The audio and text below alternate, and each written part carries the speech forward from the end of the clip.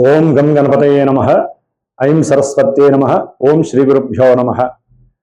ఓం శరదిందు సమాకారే పరబ్రహ్మస్వరూపిణే వాసరాపీఠ నిలయే సరస్వతి నమోస్తుతే. వీక్షించేటటువంటి ప్రేక్షక అభిమానులందరికీ నూతన సంవత్సరం 2026 సంవత్సరం జనవరి 1 నుంచి కూడా డిసెంబర్ 31వ తేదీ వరకు ఈ సంవత్సర కాలం అంతా కూడా మనకి అంతరిక్షంలో ఉన్నటువంటి గ్రహాల యొక్క సంచారాన్ని గనక మనం గమనించినట్లయితే ముఖ్యంగా వీటిల్లో ఔటర్ ప్లానెట్స్ అయినటువంటి 4 గ్రహాలు, వాటిల్లో గురుడు, శని, రాహువు, కేతువు. అంటే లెక్క ప్రకారము ఉగాది పర్యంతము, అంటే పరాభవనామ సంవత్సరం ఉగాది సంవత్సరం రోజున చెప్పేటటువంటి సంవత్సర పంచాంగం వేరు. దాంట్లో వర్షలగ్న కుండలి, అలాగే మనకి జగర్లగ్న కుండలి అని దాని ప్రకారము ముఖ్యంగా గ్రహాలకి పట్టేటటువంటి ఆధిపత్యం పోర్ట్ఫోలియోస్ అని ఉంటాయన్నమాట. ఆ పోర్ట్ఫోలియోస్ని బట్టి ఏ ఏ గ్రహము ఏ ఏ రాజుగాను లేకపోతే సైన్యాధికారిగా ఆ విధంగా మేఘాలు ఎప్పుడు వర్షిస్తే ఎంతవరకు పర్వతాల్లో పడతాయి, ఇవన్నీ కూడా ప్రపంచం మీద రాజుల మీద ఏ విధంగా ఉంటుంది అనేటటువంటి విషయాలన్నీ కూడా మనకి 2026 సంవత్సరము పరాభవనామ సంవత్సరము మార్చిలో ఏప్రిల్లో వచ్చేటటువంటి నూతన సంవత్సర పంచాంగ విశేషాలు వేరుంటాయి. ఇప్పుడు ఆంగ్ల సంవత్సరం అంటే ప్రపంచం మొత్తం కూడా మరి న్యూమరికల్ సిస్టమ్ మీద మనం ఆపరేట్ చేసే ఫోన్లు కావచ్చు, కంప్యూటరింగ్ సిస్టమ్ కావచ్చు, లేకపోతే మనం నిత్యము తెల్లారి చూసేటటువంటి గడియారాలు కావచ్చు, మనం పెట్టే సంతకాలు కావచ్చు, ప్రతిదీ కూడా న్యూమరికల్గా సంఖ్యని ఆధారపెట్టి ఉంటాయి. కాబట్టి ఆ సంఖ్యాశాస్త్ర ప్రకారం చూసినట్లయితే కనుక అట్లాగే మనకి చాంద్రమానము, సౌరమానము అని ఉంటాయి. దాంట్లో ముఖ్యంగా సౌరమాన రీత్యా ఈ యొక్క డేట్స్ని ఎక్కువగా మనం ప్రిపేర్ చేసుకుంటూ ఉంటాము. ఎందుకంటే సూర్యుడు కరెక్ట్గా 1 డిగ్రీ ప్రతిరోజు కూడా ఆయన సంచరిస్తూ ఉంటాడు. కాబట్టి అంటే ఒక్కొక్క రాశిలో 30 రోజులు కూడా 1 డిగ్రీ ప్రమాణంతో ఆయన మారుతూ ఉంటాడు. కాబట్టి మనకి 1/1/2026 సంవత్సరము మొత్తం మీద కూడా 3 సంఖ్య ఆపరేట్ అవుతుంది. కాబట్టి 3 సంఖ్యకి అధిపతి గురుడు. అట్లాగే 2026లో మొత్తం కూడా సంఖ్య 1ని ఆపరేట్ చేస్తుంది. దానికి రవి ఆపరేటింగ్ చేస్తూ ఉంటాడు. కాబట్టి రవికి గురుడికి వీరిద్దరికీ ఉన్నటువంటి మిత్రత్వంతో రాజుల మధ్య సరైనటువంటి జ్ఞానము, విజ్ఞానముతో కూడినటువంటి లోక శ్రేయస్సు, ప్రపంచ శ్రేయస్సు కోరి ఒకరికొకరు అనుసంధానంతో వారికి ఉన్నటువంటి మానసిక ఆర్థిక బలాలను ఉపయోగించి చక్కగా ఒకరికొకరు సమన్వయపరుచుకొని లోక శ్రేయస్సు గురించి ఒకటయ్యేటటువంటి ప్రమాణాలు ఎక్కువగా ఉన్నాయి.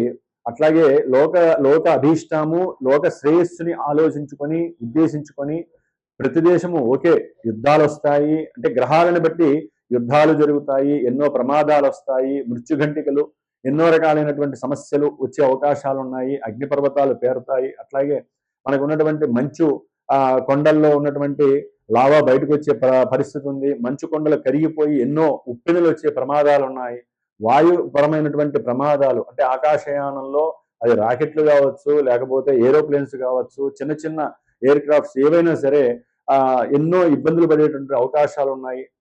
అట్లాగే ముఖ్యంగా భూగర్భానికి సంబంధించి పెట్రోలియం ప్రోడక్ట్స్ విషయంలో కావచ్చు, లేకపోతే బొగ్గు గనులకి సంబంధించిన విషయాల్లో ఇట్లా ఎన్నో విషయాలలో ఎన్నో ఇబ్బందులు, ఎన్నో ప్రమాదాలు జరిగే అవకాశాలు ఉంటాయి. ఇవి ప్రపంచానికి సంబంధించినవి. అయితే మనకి ముఖ్యంగా ద్వాదశ రాశులు, ముఖ్యంగా మేషాది ద్వాదశ రాశులు ఉన్నాయి మనకి. ఆ రాశుల వారికి ఈ యొక్క 2026 సంవత్సరంలో గ్రహస్థితి ముఖ్యంగా రాహువు, శని, కేతువు, అట్లాగే గురుడు వీరున్నటువంటి స్థానాలు. ఎందుకంటే వీళ్ళు మారుతూ ఉంటారు.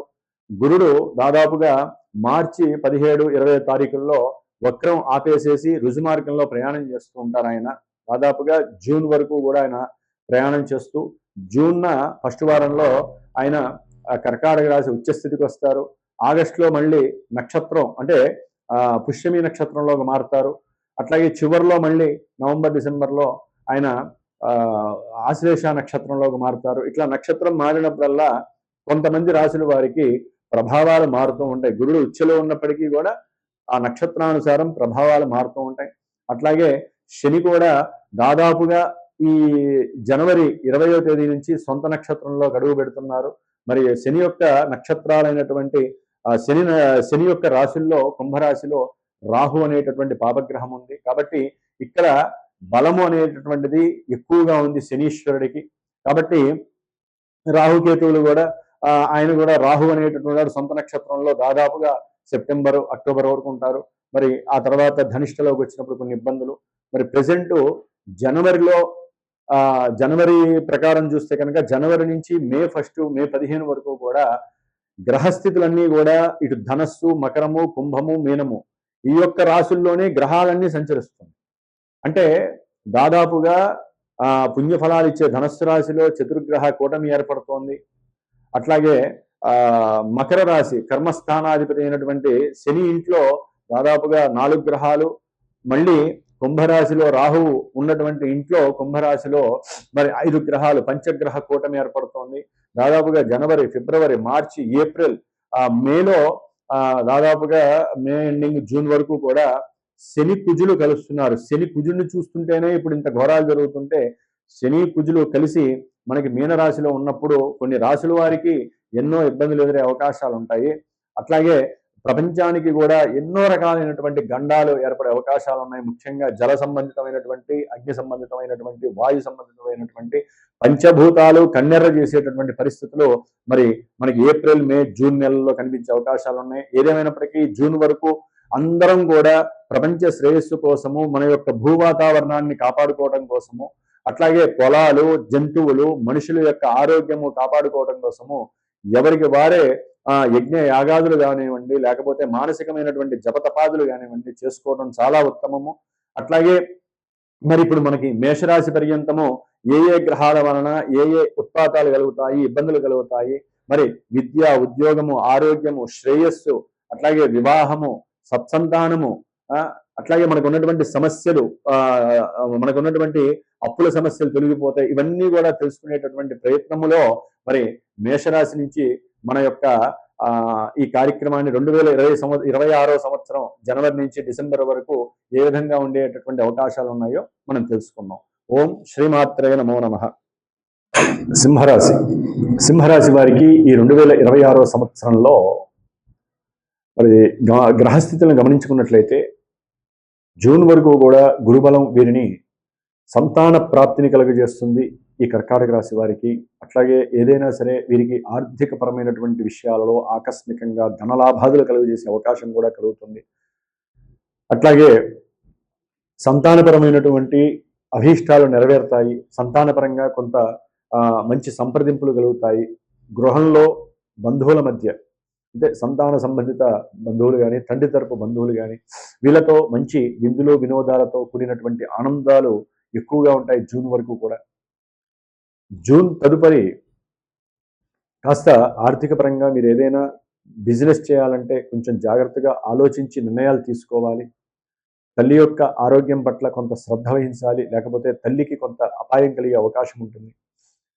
సంతానానికి సంబంధించినటువంటి విద్య విషయంలో కొంత మీరు ధనాన్ని ఎక్కువగా ఖర్చు పెట్టే అవకాశాలు కలుగుతోంది. అంటే ఏదైనా రియల్ ఎస్టేట్కి సంబంధించినటువంటి వ్యాపారస్తులు అయితే కనుక కొంత పెట్టుబడులు చక్కగా పెడతారు, చాలా ఎక్కువగా పెట్టి వ్యాపారం చేయాలనే ఆలోచనలో ఉంటారు.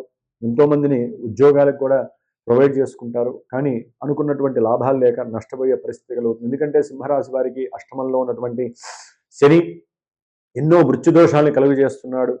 అవసరం లేనటువంటి ఎన్నో అభాండాలు, అవమానాలు, అట్లాగే లీగల్ ఇష్యూస్ ఏమైనా ఉంటే అవి ఇంకా వృద్ధి చెందటము, ఓ పట్టాన్ని తెక్కపోవటం, ఏదైనా వ్యాపారస్తులకి క్రయ విక్రయాదుల్లో అనుకున్నటువంటి లాభము కలగకపోవటము, కుటుంబంలో ఎప్పుడు ఏదో ఇష్యూస్ మిమ్మల్ని ఇబ్బంది పెడుతూనే ఉండేటటువంటి పరిస్థితి సింహరాశి వారికి ఉంటుంది. ఏదేమైనప్పటికీ కూడా మిగతా గ్రహాల యొక్క ఫ్లక్చువేషన్స్ అవి సంచారించేటటువంటి పరిస్థితులు బట్టి వీరికి అప్పుడప్పుడు కొన్ని లాభాదులు, కొన్ని ఇబ్బందులు కలిగే అవకాశం ఉంటుంది. మెయిన్ ఏంటంటే మనకి గురువు, శని, రాహుకేతువులు మనల్ని ఇవి డిసెంబర్ వరకు కూడా మారే, ఒక్క గురుడు మాత్రమే మారతాడు. కాబట్టి గురువు మారినప్పుడు మాత్రమే పెట్టుబడులు పెట్టేటప్పుడు ఆలోచించండి. చదువు విషయంలో, తల్లి విషయంలో, వాహనాల యొక్క ప్రయాణపు విషయాల్లో జాగ్రత్తగా ఉండాలి. కొన్ని ప్రమాదాలు కూడా జరిగే అవకాశాలు ఉంటాయి జూన్ తర్వాత ప్రయాణాల్లో. కాబట్టి కొంతమందికి సంతానము కలుగుతుంది అని ఆనందపడే లోపలే కొంతమందికి జాతకరీత్యా ఏదైనా దోషాలు ఉంటే మటుకు సంతాన పరమైనటువంటి సమస్యలు, అది గర్భ విచ్ఛేదనం కావచ్చు, సంతాన నష్టం కావచ్చు, సంతానంలో విద్యపరంగా ఏదైనా డౌన్ఫాల్ కావచ్చు, ఇట్లా అనుకున్న విషయాలలో లేదా కొంతమందికి సంతానం దగ్గరికి వెళ్ళాలి, దూర ప్రాంతాల్లో ఉన్నారనుకుంటారు, అది వెళ్ళలేని పరిస్థితి కూడా కావచ్చు, లేదా దూర ప్రాంతాల్లో చదువుకుంటున్న వాళ్ళు ఇక్కడికి వచ్చేటటువంటి అవకాశం ఉండొచ్చు. ఇట్లా మల్టిపుల్ గా జూన్ తర్వాత కొన్ని నెగిటివ్ పరిస్థితులు కూడా కలిగే అవకాశం. అట్లాగే వీరు కొన్ని దోషాల రీత్యా సంతానం కలిగినటువంటి వాళ్ళు ఆ జూన్ తర్వాత కాస్త బావులు తవ్వించటం, చెరువులు తవ్వించటము, దేవాలయాలకు కాస్త విరాళాలు ఇవ్వటము, ఇలాంటివి చేసే ప్రక్రియ కూడా చేసే అవకాశాలు ఉంటాయి. ఏదేమైనప్పటికీ వీరు మృత్యుదోషం పోవటానికి కంపల్సరీ శనిగ్రహానికి సంబంధించి తప్పకుండా జపము, తర్పణము, దానము, మృత్యుంజయ హోమము, లేకపోతే శనిగ్రహ మృత్యుంజయ పాశుపత రుద్ర హోమము తప్పకుండా చేయించాలి.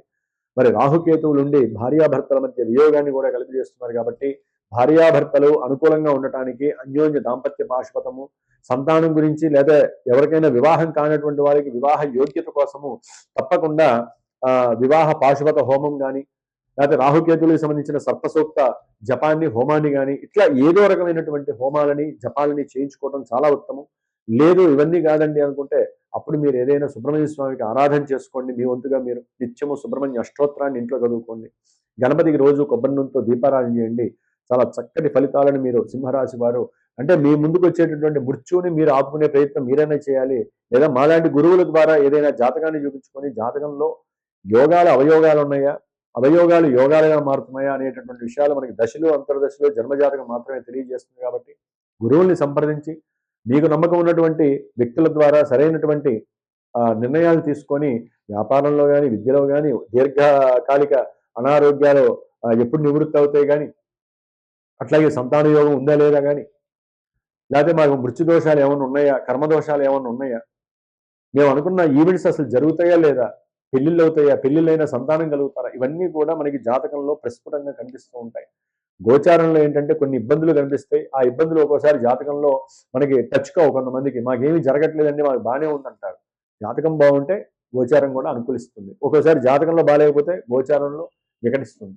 కాబట్టి ఈ రెండింటిని మ్యూచువల్గా గమనిస్తూ చేసుకునేటటువంటి ప్రయత్నం చేయండి. ఏదేమైనప్పటికీ సింహరాశి వారికి కొంచెం ఇబ్బందికరమైనటువంటి పరిస్థితి జూన్ వరకు ఉందని చెప్పాలి. అంటే ఈ శని రాహుకేతువులకి కంపల్సరీ గ్రహశాంతులు చేసుకోండి. గురుబలం వలన మీరు అనుకున్నటువంటి కొన్ని బరువు బాధ్యతల నుంచి వైదొలుగుతారు. చక్కటి ఆదాయము, చక్కటి లాభము, సంతాన లాభము, స్పెక్యులేషన్లో మీకు చక్కటి ధనలాభాలు కనిపిస్తున్నాయి. ఆకస్మికంగా కొన్ని లాభాలు కనుమరుగవుతాయి, కొన్ని లాభాలు మీకు అనుకూలత కూడా పొందుతాయి. ఓం గురు దత్తాత్రేయాయ నమః.